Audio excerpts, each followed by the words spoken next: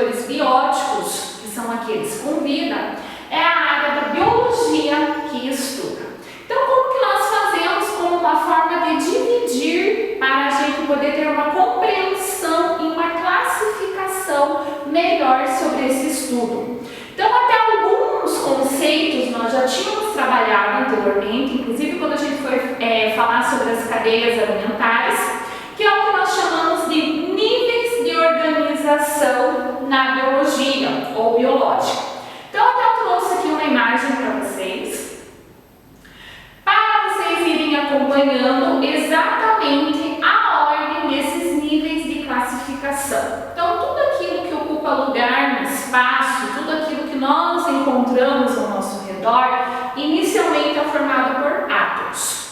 Não se preocupem, porque essa parte de átomos, moléculas, a gente volta a detalhar conforme for estudando alguns conteúdos do 7º, 8º até o 9º ano. Mas tudo que ocupa a matéria é formado por átomos. Esses átomos, eles se agrupam e vão formar estruturas maiores, que é o que nós chamamos de moléculas.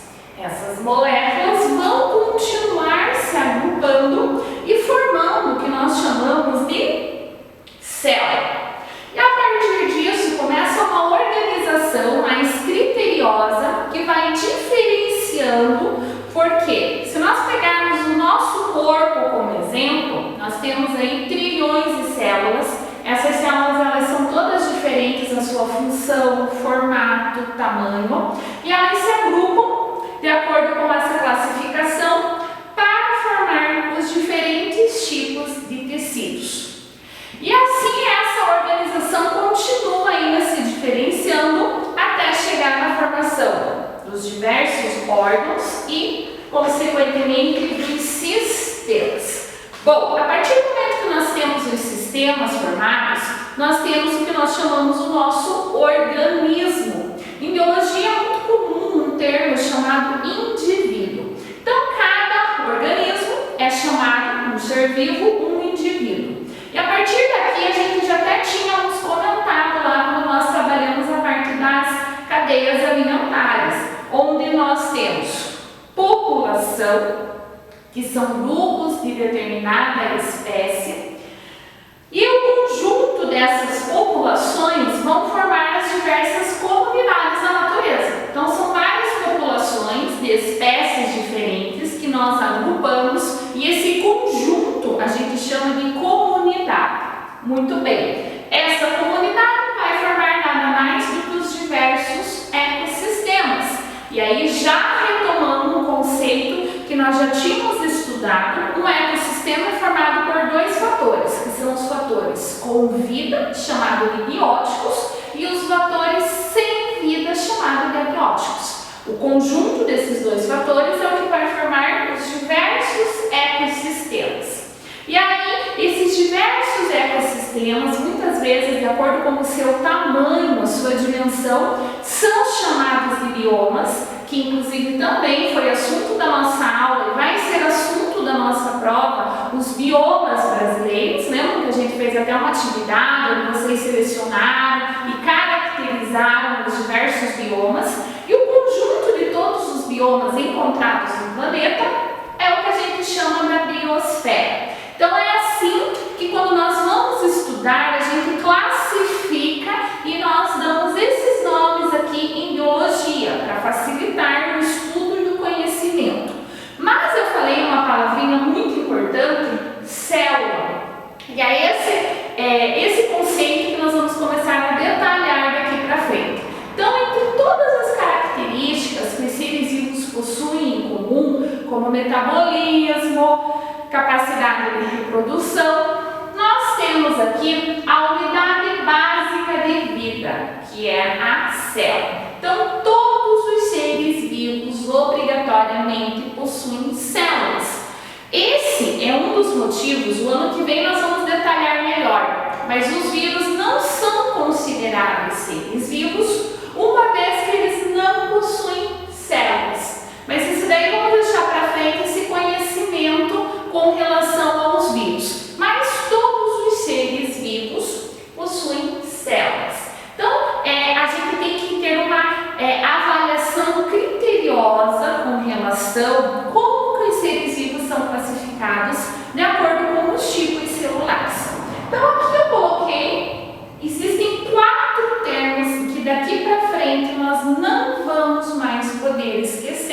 Porque os seres vivos, nós já estamos estudando, eles são muito diferentes uns dos outros. Vamos comparar uma bactéria, uma alga, uma planta e um animal.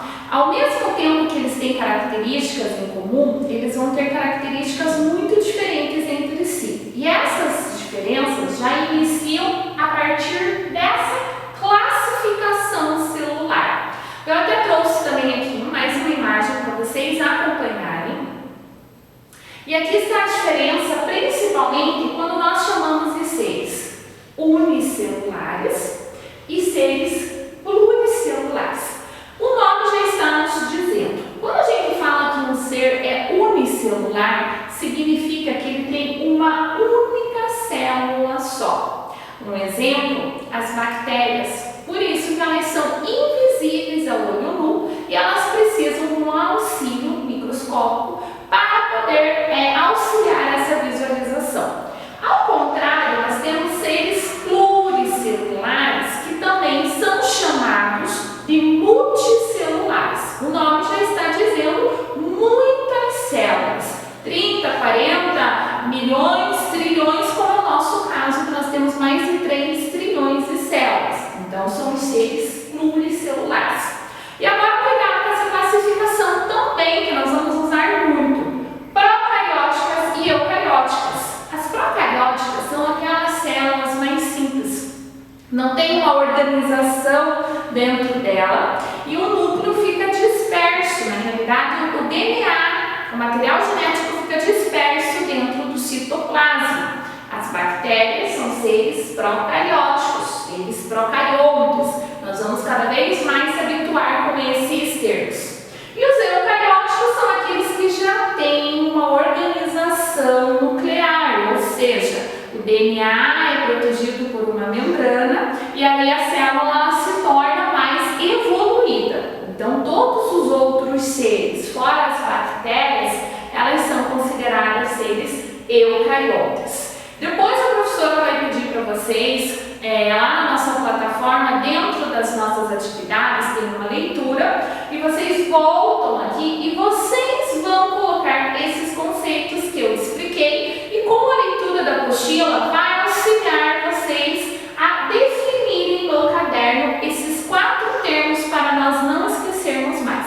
E agora, para finalizar, a gente vai falar sobre a microscopia, que é a nossa atividade da semana. O que nós temos? Todo esse estudo de células, formato, composição e tudo mais, que a partir de agora nós vamos estudar, só foi possível com o avanço da microscopia. Então, nós temos aqui uma leitura auxiliar 321 e 322, onde vocês vão ler, e vocês vão ver os diversos tipos de microscópios que tem, e vocês vão fazer lá uma abordagem no caderno de vocês, com os nomes lá, os tipos de microscópios e como é a sua utilização. Combinado, pessoal? Lembre-se que a nossa prova está chegando, nosso conteúdo vai exatamente até o capítulo 9,